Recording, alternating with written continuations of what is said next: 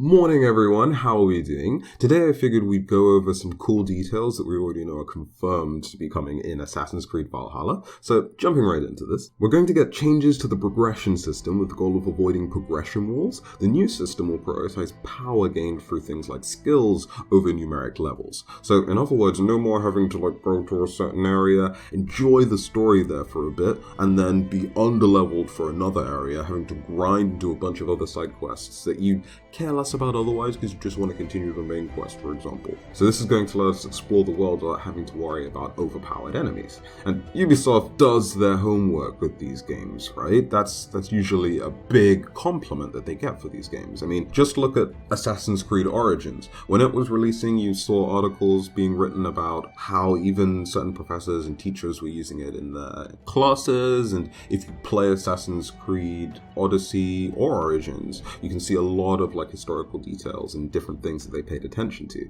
Yeah, I mean, they even made the Discovery tool just free to use and download regardless of whether you have the game or not, so that's totally something you can go ahead and judge for yourself if you want to. But yeah, within the reasons that you'd expect for a game, these games tend to be pretty historically accurate.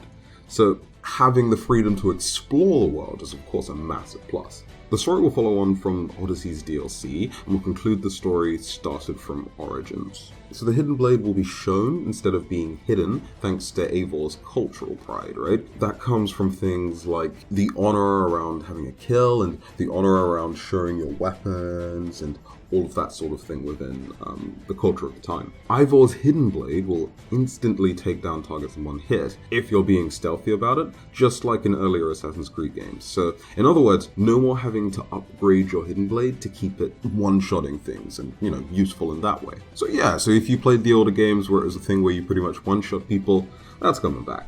The game will have flitting or Viking rap battles. Players are challenged by someone and get offered multiple choices to respond with. The one with the right rhyme keeps the minigame going. So of course these rap battles had their place in the mythological stories. Odin and Thor get into one, for instance. And yeah, it's just a nice little minigame they're adding as well. The Drakkar, our longship, wouldn't have been a vessel fit for naval combat, so we won't be getting the same naval combat in Odyssey or Black Flag. And the Drakkar itself is a pretty versatile boat. It's got a sail, so allowing you to travel the open seas as fast as you possibly can, as safely as possibly can. Oars for traveling upstream when there's not that much usable wind. The fastest Drakkars themselves could travel around 17 knots, which is about 19 miles per hour. They're double-ended, which means they can travel in the opposite direction without the need to turn around, which is pretty useful if you're in icy waters and there's that trouble of potentially crashing into them.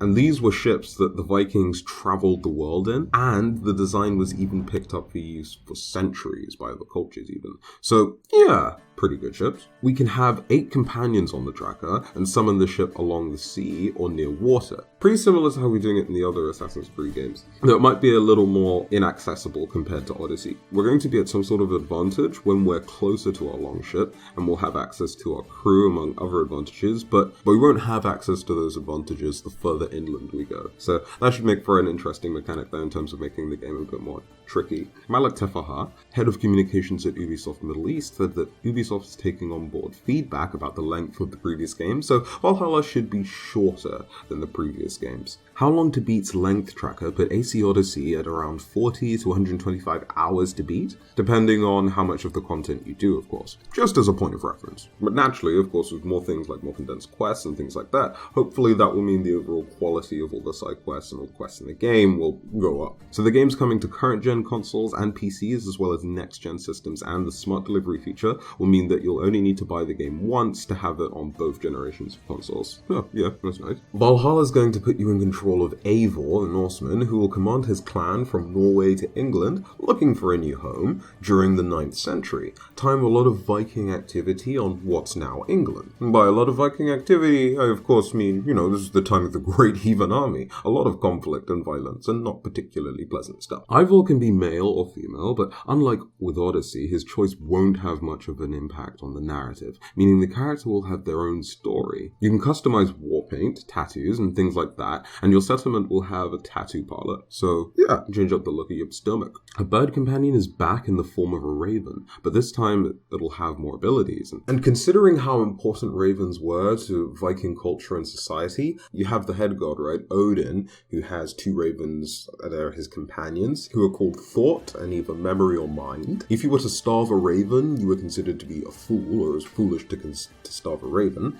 and overall they're just pretty important symbolically for the people as well. When you arrive in England and begin settling your people, you'll be put in charge of a settlement where the people inside have an actual purpose. So these aren't going to be just other random forgettable NPC. Alfred the Great will be a villain of the story at some point, but Ubisoft has expressed their concerns for treating the character fairly, and after all, he did push back the Danes in our timeline, and did enough during his lifetime to be called Alfred the Great for a reason. The playable land will consist of Norway and medieval England, which at the time was split between Wessex and Northumbria, East Anglia and Mercia.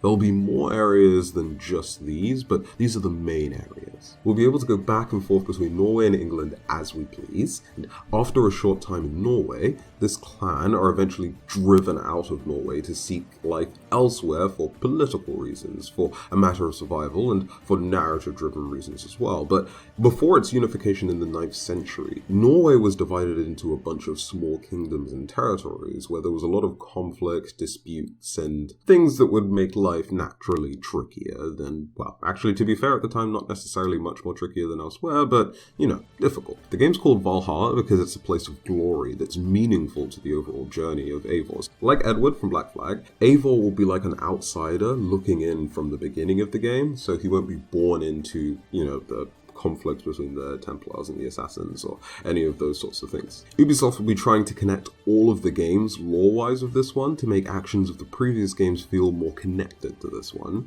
The mythologies and beliefs of the Norsemen will have its place and representation in the game, but Darby McDevitt, the narrative director for the game, explains that the team will be taking a grounded approach to that sort of thing with this one. As far as the modern day is concerned, Layla's coming back, and so you can recruit and customize Viking warriors and share them online, and then have them fight in your friend's game world, and then the original creator of the character will get some rewards and stuff for that as well. There are also characters that can join you on raids for narrative reasons and recognize faces as well, named people essentially. I mean, the Assassin's Creed games have always had historical figures in them, so yeah, it's nice to have that extra level of interaction with them. The skill tree and variety of weapons and weapon combinations in this game promise to offer a wider range of play styles than were available compared to the previous games, and settlements are important to the story of the game. They'll act as a motivator for the characters, but also come with a bunch of game elements. We can place buildings in our settlements, house characters for raids, get tattoos worked on, romance people, and important moments in the story will take place in the settlement. There'll be 25 different enemy types to fight in the game, and the game will support a bunch of visual improvements like better foliage, new weather effects that impact gameplay. Hunting and fishing will be improved mechanics as well. Social stealth will be coming back, so that's hiding in groups of people so that you can avoid detection and things like that. And the game will dive more into historical aspects of Vikings rather than its mythological influence that you saw in, say, God of War. You can customize beards, hairstyles, and wear war paint as well.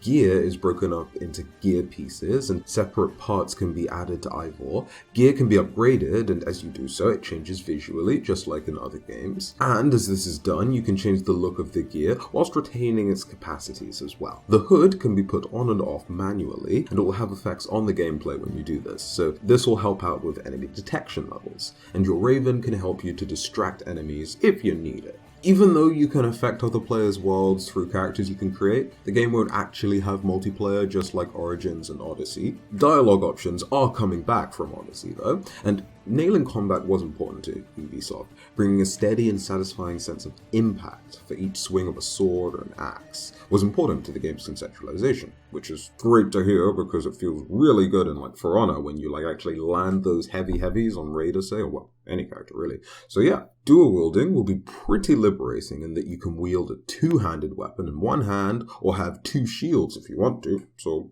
Yeah. But yeah, that's more or less all the details I have for you today. Yeah, what do you think? Are you excited for some of these things coming into the game? And are there any details that you'd really like to see come into the game as well? Let's talk about it in the comment section below. And if you enjoyed the video, go ahead and leave a like and subscribe to the channel for more content just like this.